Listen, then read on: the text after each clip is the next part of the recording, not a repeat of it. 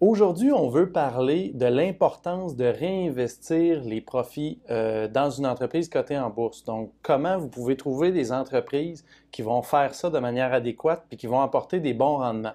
Puis pour ce faire, on a deux exemples. Puis deux sociétés qui en fait sont des sociétés très connues, très profitables, mais vous allez voir qu'il y en a une qui, à notre avis, représente peut-être pas un bon investissement, puis il y en a une autre qui représente un très bon. Alors, comment on va faire pour les différencier?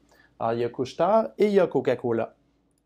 Donc, imaginez un premier exemple de gestion de capital.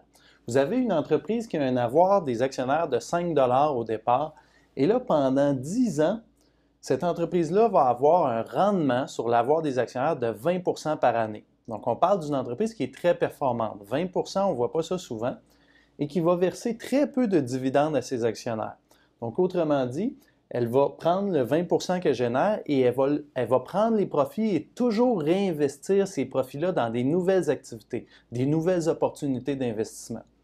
Alors, si vous voyez le nombre de profits réinvestis à chaque année sur 10 ans, ça équivaut à 21,17 $. Alors que la base de capital, quand le gestionnaire, par exemple, entre en poste dans cette entreprise-là, est de seulement 5 $. Alors, pour une entreprise très performante comme ça, qui a beaucoup d'opportunités de réinvestir ses profits, elle va générer 4 fois, plus que 4 fois la quantité de capital qu'elle avait à générer au départ, en seulement 10 ans.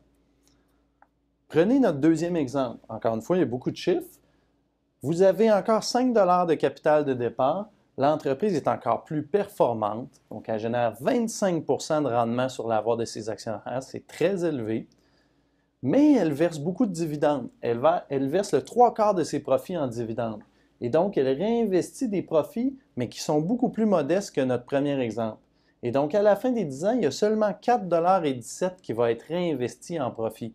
Si vous comparez à tantôt, 21 $, c'est même pas autant que la base de capital initiale que le gestionnaire avait à sa disposition. Donc, vous voyez, deux entreprises très profitables, mais deux scénarios très différents de réinvestissement.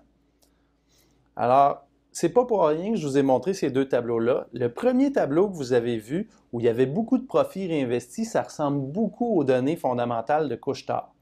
Alors que le deuxième tableau, c'était plutôt Coca-Cola.